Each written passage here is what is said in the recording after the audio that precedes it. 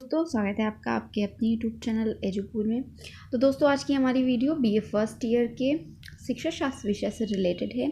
ये पेपर 2 के चैप्टर 1 की वीडियो है। अभी तक हम पेपर 1 के बारे में बात कर रहे थे, काफ़ी चैप्टर्स हो चुके हैं। तो अब से पेपर 2 की सीरीज़ स्टार्ट हो रही है। तो अब से मैं पेपर 2 से रिलेटेड टॉपिक्स की वीडियो लेकर आऊँगी। तो वीडियो को आप एकदम लास्ट तक ज़रूर देखिएगा। आज का हमारा टॉपिक है वैदिक काल में शिक्षा, यानी जो वैदिक पीरियड है ना, उसमें किस तरह की शिक्षा दी जाती थी, गुरु शिष्य संबंध किस तरह के होते थे, शिक्षक का क्या महत्व था, छात्र का क्या महत्व था, इन सभी के बारे में डिटेल से पढ़ेंगे, जो कि आपके सिलेबस में है। और सिलेबस की वीडियो भी चैनल पे अपलोडेड है। अगर आपने नहीं देखी है चैनल पे विजिट करके देख सकते हैं। सिलेबस की वीडियो पेपर 1 और पेपर 2 दोनों के सिलेबस की वीडियो मैंने डाल दी है। चलिए वीडियो स्टार्ट करते हैं। वीडियो अच्छी लगे तो लाइक कर दीजिएगा। वैदिक काल। वैदिक काल जैसे कि नाम से पता चल रहा है, वैदिक यानी वेद से संबंधित है। तो वो काल जहाँ पे वेदों को सबसे ज़्यादा महत्वता दी जाती थी, उस काल को, यानी जहाँ पे जो धर्म ग्रंथ होते थे वो सबसे जो सर्वप्रमुख वेद ग्रंथ होते, मतलब ग्रंथ होते थे, वो वेद होते थे। और वहाँ वेद पे आधारित शिक्षा ही दी जाती थी। चाहे उपदेश हो, चाहे रिचुअल्स हो, सब वेद से रिलेटेड होते थे। तो इस काल को वैदिक काल कहा जाता है। तो कुछ लोग 2500 ईसा पूर्व से 500 ईसा पूर्व तक इसकी मतलब इसके कार्यकाल को मानते हैं। कुछ 1600 से 500, कुछ 1700 से 600। तो इस तरह से अलग अलग विद्वानों के अनुसार अलग अलग सभी ने वैदिक काल के जो मतलब जो काल होता है ना, उसको बताया है। तो इसके बारे में मतभेद है, कोई भी एकमत नहीं है कि वैदिक काल कब से कब तक चला था। वैदिक काल में शिक्षा का मुख्य विषय वेद होता था। वेद शब्द की उत्पत्ति विद धातु से हुई है, जिसका अर्थ होता है ज्ञान प्राप्त करना। यानी जो वैदिक काल है वो वेद से संबंधित है। तो शिक्षा का मुख्य विषय वहाँ पर वेद ही होता था। यानी मेनली जो सब्जेक्ट होता था, बच्चों को जो शिक्षा दी जाती थी वो वेद से रिलेटेड दी जाती थी। जो वेद धर्म ग्रंथ है उससे रिलेटेड दी जाती थी। तो मुख्य विषय वहाँ का वेद होता था। वेद शब्द की उत्पत्ति विद धातु से हुई है, जिसका अर्थ होता है ज्ञान प्राप्त करना। यानी वेद का अर्थ है ज्ञान प्राप्त करना। तो वैदिक काल मोरली पूरी तौर से वेद से संबंधित था और वहाँ का मुख्य विषय वेद ही हुआ करता था। अब बात करते हैं वैदिक काल में शिक्षा किस तरह से दी जाती थी। तो वैदिक काल में शिक्षा का अर्थ और परिभाषा देख लेते हैं। तो वैदिक काल में 2 तरह की शिक्षा का प्रावधान था। एक व्यापक अर्थ था और एक संकुचित अर्थ था। यानी जो वैदिक कालीन शिक्षा थी उसके 2 तरह के अर्थ होते हैं। एक व्यापक अर्थ है जिसका, और एक संकुचित है। व्यापक यानी बहुत ही ब्रॉड लेवल पे, जिसका क्षेत्र विषय क्षेत्र बहुत बड़ा है। संकुचित यानी जिसका विषय क्षेत्र बहुत छोटा होता है। यदि व्यापक क्षेत्र की बात करें तो शिक्षा का व्यापक अर्थ, वैदिक कालीन शिक्षा जीवन पर्यंत चलने वाली शिक्षा थी, जिसके लिए व्यापक दृष्टिकोण से अवधि की सीमा निश्चित नहीं थी। यह व्यक्ति के जीवन से पूरी तरह से संबंधित थी। मनुष्य जीवन पर्यंत विद्यार्थी रहता है। शिक्षा उसे उन्नत एवं सभ्य बनाती है, जीवन के प्रत्येक क्षेत्र में उसका पथ प्रदर्शित करती है। यानी वैदिक कालीन शिक्षा में जो व्यापक अर्थ होता है, उसके अकॉर्डिंग जो बालक की शिक्षा होती है, यानी जो व्यापक शिक्षा होती है, वो जीवन पर्यंत चलती है। यानी जन्म से लेकर मृत्यु तक वो शिक्षा निरंतर चलती रहती है और बालक अपने जीवन के प्रत्येक पड़ाव पे कुछ ना कुछ सीखता रहता है। तो ये कहा जा रहा है कि यह जीवन पर्यंत चलने वाली एक प्रक्रिया, एक प्रोसेस है, जिसका दृष्टिकोण व्यापक होता है और समय अवधि इसकी निश्चित नहीं होती। क्योंकि हम जीवन पर्यंत से लेके मतलब कि जन्म से लेकर मृत्यु तक की बात कर रहे हैं। तो जब तक हमारा जीवन काल है तो ये जीवन पर्यंत ये शिक्षा चलती रहेगी। तो इसकी कोई निश्चित अवधि नहीं है कि इतने समय में ये शिक्षा समाप्त हो जाएगी। जब जीवन ही हमारा मृत्यु के उपरांत समाप्त होगा तो ये शिक्षा भी मृत्यु के उपरांत ही समाप्त होगी। तो इसकी कोई निश्चित समय अवधि नहीं होती और यह व्यक्ति के जीवन से पूरी तरह से संबंधित होती। यानी ये कोई विद्यालयी शिक्षा नहीं है। अभी हमने पिछले कई वीडियो में मतलब संकुचित शिक्षा और व्यापक शिक्षा के बारे में पढ़ा था कि व्यापक शिक्षा वो होती है जो हम अपने दैनिक जीवन में चीज़ें सीख रहे हैं। अपने बड़ों से अच्छे बुरे का ज्ञान, आदर्श व्यवहार करना, सदाचार करना, अपने पड़ोसियों के साथ किस तरह से सलूक करना है, अपने घर में किस तरह से बिहेव करना है, और मतलब कि जीवन के प्रत्येक क्षेत्र में किस तरह से रहना है, किस तरह से वर्क करना है, तो ये सब हमारे व्यापक क्षेत्र के अंतर्गत आता है। इसके विपरीत जो संकुचित क्षेत्र होते हैं, यानी संकुचित शिक्षा विद्यालय शिक्षा से रिलेटेड होती है। तो यहाँ पर वैदिक काल में भी वही कहा जा रहा है कि वो शिक्षा जो जीवन पर्यंत चलती रहती है, यानी हमारे दैनिक जीवन से संबंधित होती है, वो व्यापक शिक्षा कहलाती है। और इसके विपरीत जो विद्यालय शिक्षा यानी जो निश्चित समय अवधि के दौरान दी जाती है, वो मतलब वो संकुचित शिक्षा कहलाती है। तो यह शिक्षा व्यक्ति के जीवन से संबंधित होती है और मनुष्य के जीवन पर्यंत विद्यार्थी रहता है। यानी व्यापक शिक्षा के तहत मनुष्य क्या जीवन पर्यंत कुछ ना कुछ सीखता रहता है। शिक्षा उसे उन्नत एवं सभ्य बनाती है, जीवन के प्रत्येक क्षेत्र में उसका पथ प्रदर्शित भी करती है। यानी जो जीवन पर्यंत चलने वाली शिक्षा है वो सदाचार, आदर्श व्यवहार, इन सब की शिक्षा प्रदान करती है। तो ये बालक को या फिर मनुष्य को उन्नत और सभ्य भी बनाती है और उसके जीवन के प्रत्येक क्षेत्र में उसका पथ प्रदर्शन भी करती है। तो वैदिक काल में शिक्षा का तात्पर्य इसी व्यापक दृष्टिकोण के आधार पर लगाया जाता है।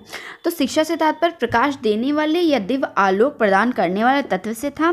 मतलब वैदिक काल में जो शिक्षा दी जाती थी उसका तात्पर्य प्रकाश देने वाले दिव्य आलोक से होता था। उनके अनुसार शिक्षा ज्ञान देती है और ज्ञान मनुष्य के लिए तीसरे नेत्र के समान है और उसे समस्त तत्वों और मूल को रूप मतलब को अच्छे से समझने की क्षमता प्रदान करता है और उसे उचित व्यवहार करने की प्रवृत्ति भी प्रदान करता है। अब यदि शिक्षा के संकुचित क्षेत्र की बात करें तो इस व्यापक परिभाषा और अर्थ के अतिरिक्त वैदिक काल में शिक्षा का एक संकुचित अर्थ भी है।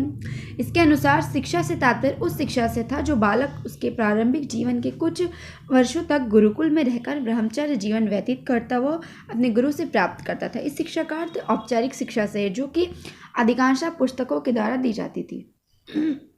यानी व्यापक शिक्षा वो है जो हम जीवन पर्यंत सीखते हैं, यानी जो विद्यालय शिक्षा से डिफरेंट होती है, यानी जो अनौपचारिक होती है, यानी इनफॉर्मल होती है। संकुचित शिक्षा क्या है? जो फॉर्मल होती है, जो औपचारिक रूप से हमें किसी संस्था में, किसी गुरुकुल में अपने गुरु के अंडर रहकर हमें मिलती है। तो प्राचीन काल में यानी वैदिक काल में जो शिक्षा दी जाती थी वो गुरुकुलों में प्रदान की जाती थी।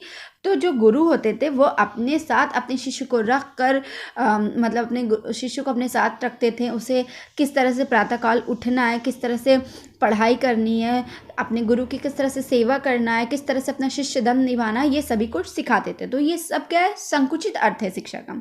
यानी वैदिक काल में वो शिक्षा जो गुरुकुल में गुरु अपने शिष्य को प्रदान करता था वो संकुचित शिक्षा है। इसके विपरीत वो शिक्षा जो जीवन पर्यंत चलती रहती है वो व्यापक शिक्षा कहलाती है।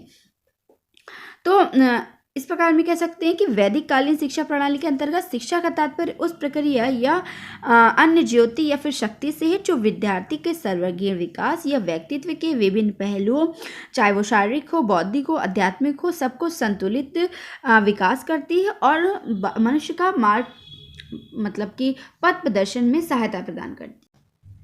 अब बात करते हैं वैदिक कालीन शिक्षा की विशेषताओं के बारे में। पहला है सर्वोत्कृष्ट धार्मिक एवं आध्यात्मिक शिक्षा। तो वैदिक शिक्षा पद्धति ईश्वर भक्ति, धर्म और आध्यात्मिकता पर आधारित सर्वश्रेष्ठ और सर्वोत्कृष्ट शिक्षा प्रणाली मानी जाती है। यानी ये काल अपने प्रारंभ से लेकर आज तक जो धार्मिक और आध्यात्मिकता से जुड़े जो कृत्य हैं, इसके संबंध में जो इसकी वास्तविकता सैद्धांतिकता थी उसकी चमक आज तक फीकी नहीं पड़ी है।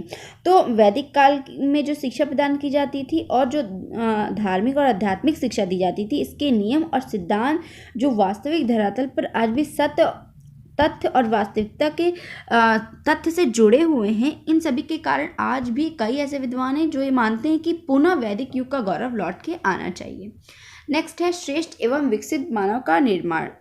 तो इस शिक्षा पद्धति में मानव के पूर्ण वैयक्तिक एवं सामाजिक विकास की संभावनाएं रहती है। यह शिक्षा मनुष्य को स्वस्थ, बलिष्ठ, पराक्रमी, सदाचारी, परोपकारी, भगवत भक्त ये सभी कुछ मतलब बनाता है, यानी मानव निर्माण करता है। नेक्स्ट है आदर्शवादी शिक्षा व्यवस्था। तो वैदिक शिक्षा प्रणाली में धर्म, अध्यात्म, ईश्वर, आत्मा और आदर्श नैतिक चरित्र पर विशेष जोर दिया जाता था, इसलिए इसे आदर्शवादी शिक्षा भी कहा जाता है। नेक्स्ट है गुरु शिष्य संबंधों की परंपरा। तो वैदिक शिक्षा में गुरु एवं शिष्य के मध्य पिता और पुत्र की भांति एक आत्मीय संबंध होता था। ये परंपरा भारत में आज भी विद्यमान है और प्रचलन में भी है। नेक्स्ट है स्त्रियों एवं पुरुषों के लिए समान शिक्षा। वैदिक युग में स्त्रियों और पुरुषों को शिक्षा के समान अवसर और सुविधाएं उपलब्ध थी, किंतु उत्तर वैदिक काल में आते आते ये व्यवस्था थोड़ा सा दोषपूर्ण हो गई है। नेक्स्ट है निःशुल्क शिक्षा। वैदिक युग में गुरुकुल में बालकों का प्रवेश करा देने के बाद माता पिता उनको उनकी शिक्षा पर व्यय नहीं करते थे, यानी उनका सारा खर्चा उनके गुरु ही वहन करते थे। नेक्स्ट है सभी के लिए समान शिक्षा। तो वैदिक युग में समाज के चारों वर्ण ब्राह्मण, क्षत्रिय, वैश्य, शूद्र के लिए समान रूप से शिक्षा दी जाती थी। शूद्रों की शिक्षा प्राप्त करने से वंचित किया जाने लगा था। नेक्स्ट है गुरु दक्षिणा। गुरुकुल में छात्रों की शिक्षा समाप्त होने पर समावर्तन संस्कार के समय प्रत्येक शिष्य अपने गुरु को गुरु दक्षिणा के रूप में कुछ न कुछ दान अवश्य करता था।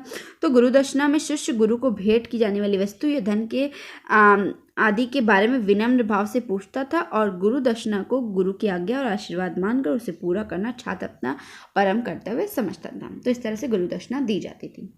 अभी तो हमने विशेषता यानी गुण के बारे में बात की थी, अब हम बात करेंगे वैदिक शिक्षा के दोष के बारे में। पहला है धर्म पर अत्यधिक बल। तो इस समय की शिक्षा व्यवस्था में धर्म पर अधिक बल दिया गया। अब तो अधिक बल दिए जाने के कारण लौकिक शिक्षा का महत्व कम हो गया, धार्मिक कर्मकांड की प्रधानता बढ़ गई और छात्र का अधिकतर समय इन्हीं कर्मकांडों में करने में व्यतीत होने लगा। नेक्स्ट है शूद्रों की उपेक्षा। इस काल की शिक्षा व्यवस्था का एक बड़ा दोष यह है कि इस युग में शूद्रों की शिक्षा बिल्कुल वंचित कर दिया गया था और उन्हें हीन दृष्टि से देखा जाने लगा था। नेक्स्ट स्त्री शिक्षा का पतन। ब्राह्मणी युग ही वह युग है जिसमें स्त्री शिक्षा का पतन हुआ। ऊंची जाति की स्त्रियां तो किसी तरह शिक्षा का लाभ उठाती रही, किंतु निम्न वर्ग की स्त्रियों को शिक्षा पाने से बिल्कुल ही वंचित कर दिया गया। नेक्स्ट है जातिवाद का महत्व। ब्राह्मणी शिक्षा के इस युग ने ब्राह्मण के वर्चस्व को समाज में स्थापित किया और निम्न स्तर के जो लोग होते थे उनको शिक्षा से वंचित कर दिया गया, यानी जातिवाद को अधिक महत्व दिया गया इस युग में। नेक्स्ट है लोक भाषाओं की उपेक्षा। इस युग में संस्कृत को बहुत अधिक महत्व दिया गया। सभी धार्मिक कर्मकांड व धार्मिक अनुष्ठानों का आयोजन संस्कृत भाषा में किया जाता था। संस्कृत भाषा के इस महत्व के कारण अन्य जो लोक भाषाएं होती थी उनकी प्रगति नहीं हो पाई थी। यदि वैदिक काल की शिक्षा व्यवस्था की बात करें तो इस मतलब कि इस युग में प्रारंभिक शिक्षा का प्रारंभ 5 वर्ष की आयु से माना जाता था और इस आयु में विशेष रूप से उच्चारण और प्रारंभिक गणित का ज्ञान कराया जाता था। चरित्र विकास के लिए प्रेरणात्मक और चरित्र निर्माण संबंधी कहानियां परिवार में सुनाई जाती थी और यह शिक्षा परिवार में ही होती थी, यानी बच्चे की प्रारंभिक शिक्षा वैदिक काल में परिवार में ही हुआ करती थी। प्रारंभिक शिक्षा के बाद उच्च शिक्षा की व्यवस्था की जाती थी, तो इसके लिए गुरुकुल में प्रवेश की आयु 8 या 9 वर्ष की होती थी। गुरुकुल प्रवेश, गायत्री पाठ, चूड़ा कर्म, उपनयन संस्कार ये सभी कुछ होता था। पूरी शिक्षा का कार्यकाल समानता 16 वर्ष का होता था, यानी 16 वर्ष की आयु में बालक की शिक्षा संपूर्ण हो जाती थी। तो इस प्रकार 25 से 30 वर्ष के बीच शिक्षा समाप्त हो जाती थी। शिक्षा की समाप्ति पर समावर्तन संस्कार होता था जिसमें गुरु और शिष्य को सामाजिक कर्तव्य का ज्ञान कराया जाता था। यदि इस युग में गुरु और शिष्य के संबंधों की बात करें तो वैदिक काल में गुरु और शिष्य का संबंध किसी संस्था के माध्यम से ना होकर प्रत्यक्ष यानी डायरेक्ट हुआ करता था। विद्यार्थी अपने गुरुओं के पास शिक्षा ग्रहण करने के लिए जाते थे और जो कि विद्वता और मतलब उनके लिए मतलब जो बहुत प्रसिद्ध होते थे उन्हें शिक्षा के पास जाते थे। शिक्षक भी उन्हीं छात्रों को स्वीकार करता था जो ईमानदार, सदाचारी और अपने उद्देश्यों को गंभीरता से पूरा करने के लिए तत्पर रहते थे। तो विद्यार्थी गुरु के ही संरक्षण में रहते थे, गुरु ही उनके खर्चों का वहन करते थे। गुरु अपने शिष्यों से किसी प्रकार का शुल्क स्वीकार नहीं करता था और जो गरीब छात्र होते थे उनके भोजन, वस्त्र, औषधि ये सभी की सहायता गुरु ही करते थे। तो इस प्रकार से विद्यार्थी भी गुरु के गृह के एक सदस्य के रूप में रहता था और आवश्यकता पड़ने पर उनके घरेलू कार्य में भी सहायता करता था। तो इस प्रकार हम ये कह सकते हैं कि इस काल में गुरु शिष्य संबंध एक पुत्र और पिता के समान था। यहाँ की शिक्षा व्यवस्था बालक को यानी मनुष्य को सभ्य और उन्नत बनाने के लिए दी जाती थी और उसके मार्ग को प्रशस्त करने के लिए प्रदान की जाती थी। वैदिक कालीन शिक्षा संपूर्णतः वेदों पर आधारित थी और यहाँ पर धार्मिक कर्मकांड और आध्यात्मिकता पर अधिक बल दिया जाता था। तो दोस्तों ये थी हमारी आज की वीडियो। आशा करती हूँ आपको वीडियो पसंद आई हो। वीडियो अच्छी लगे तो लाइक कर दीजिएगा, अपने दोस्तों के साथ शेयर कर दीजिएगा और चैनल पे नहीं तो सब्सक्राइब करके बेल आइकन को ज़रूर हिट कीजिएगा। आप हमें फॉलो कर सकते हैं इंस्टाग्राम पर @edupur27 पर और आप हमारी वीडियो को यूट्यूब पर भी @edupur27 डालकर सर्च कर सकते हैं। हमारा चैनल एकदम सामने आ जाएगा।